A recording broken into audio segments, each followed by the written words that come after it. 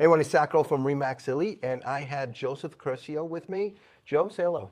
How you guys doing? Joe Curcio with CMG Home Loans. I'm here and excited for another segment with Sal. Yeah, we have this is our second video on the mortgage industry. So I have a few questions for Joe that will, I guess, better explain the whole lending industry that is currently going on right now. Are you ready, Joe? I'm ready, ready as I ever could be. Okay, so this is a popular question because I get this all the time, so I'm sure you do.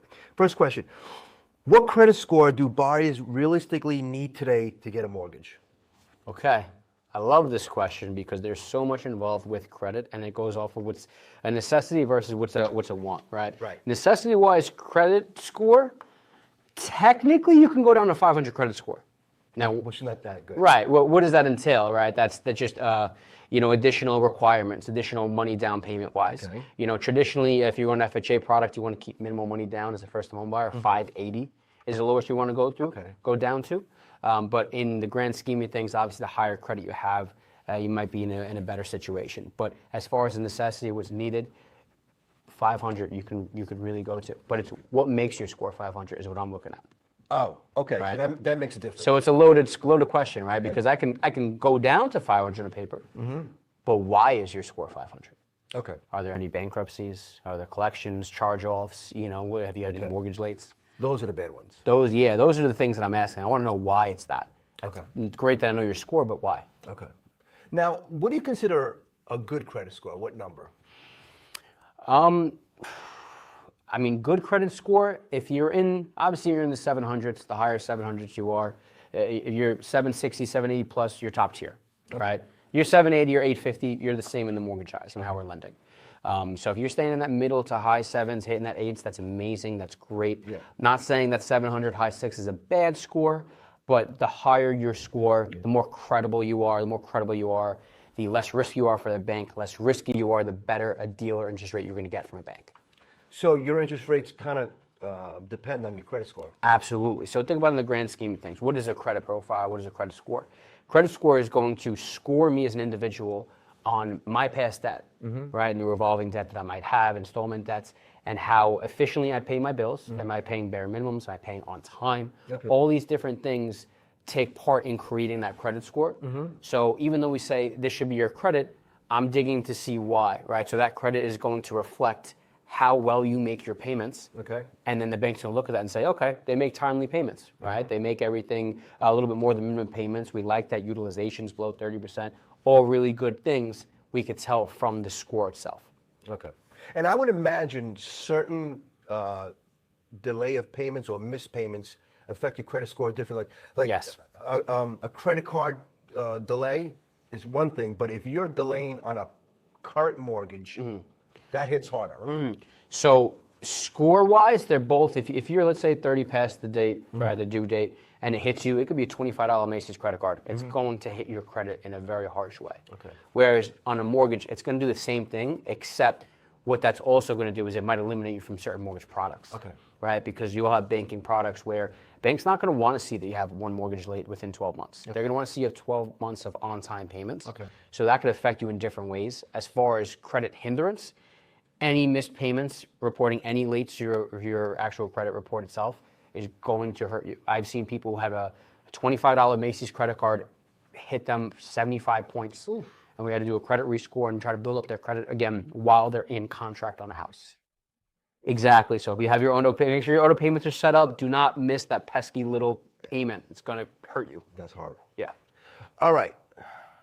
But this is another loaded question.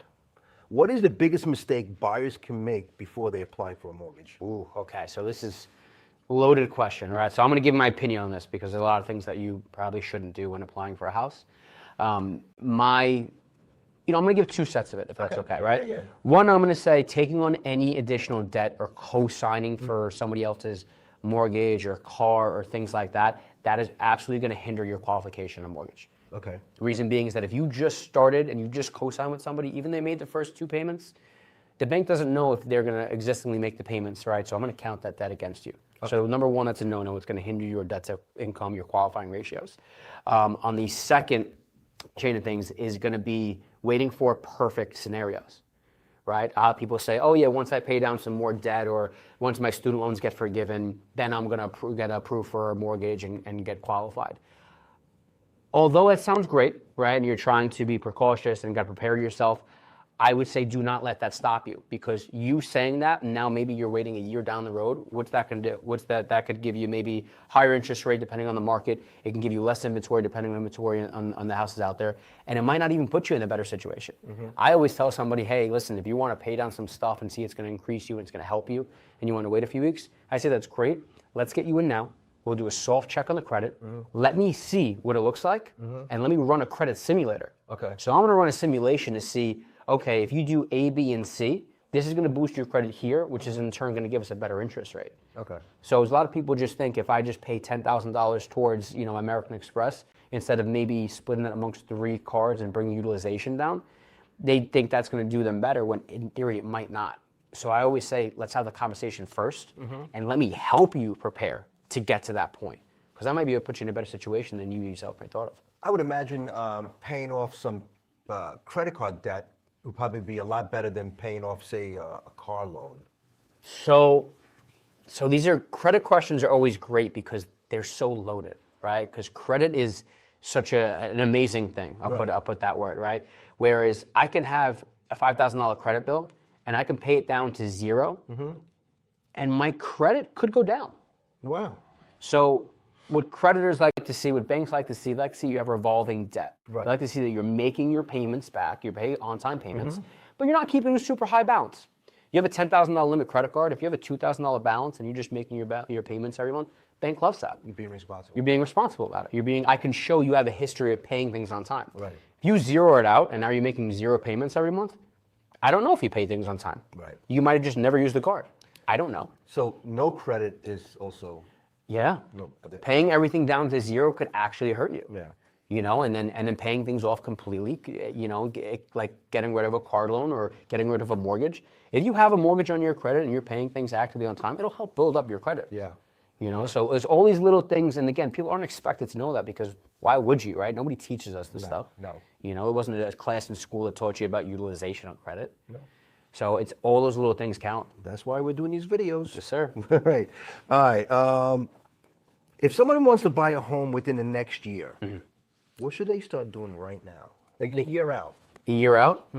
I got to be honest with you, and this is going to sound like I'm trying to pull people, but they need to have a conversation with us. Even a year out? Yeah. And the reason being is because, let's just say you want to go to Six Flags with your kids during the summer, right? How do you get to Six Flags? Drive. Right? If you didn't have maps online or a map in front of you or Google Maps, do you know how to get there? I do not know. Okay, right. If he did, are you just saying no? Yeah, better. Thank you, Sal.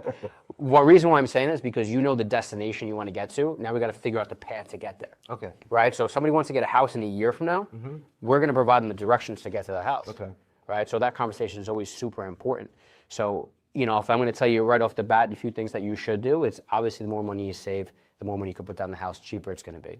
Right. That's evident. 2, paying your bills. Pay your bills on time.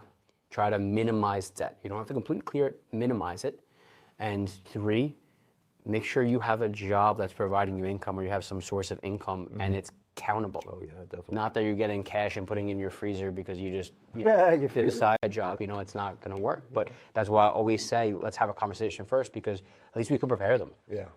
So I think that's the most important thing. And they get to know you within the year. Exactly. So they can be comfortable when it's time to pull the trigger. Absolutely. And you know what? Having that connection with us, and listen, maybe 2 months from now, they might just shoot a text. Hey, Joe, I was thinking about doing this. What do you think? Is it a bad idea? Should I not take this car payment now? And I can help advise on that end. Same thing with you. Hey, listen, Sal, I'm going to stay in touch with you because if something comes on that I'm looking for, it might be sooner than later. At least it's having the communication.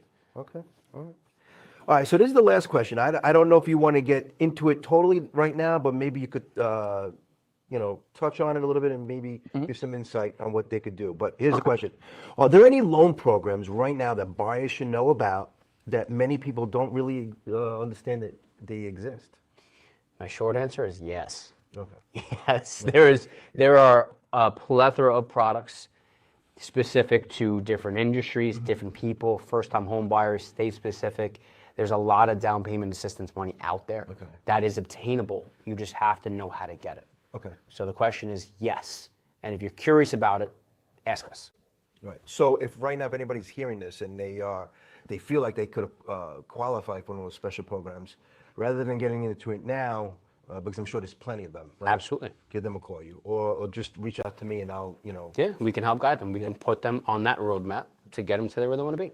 All right, Joe. So this, I'm done with the second video questions. You have anything that you want to put in? All I got to say is this education piece. Where I made a joke about us, credit history and being a credit class in school. Those aren't a thing. No, I know. So and it's just the value behind these things is just immense in that end. Yeah. Well, that's when you need a smart lender with a lot of. Where do we find those? I don't know. I'm just kidding. I'm a smart lender. Okay. All right. So this concludes our second video, and stay tuned for our third, where I'm going to have a bunch of new questions to try to trip them up on. Segments with Sal. See you then.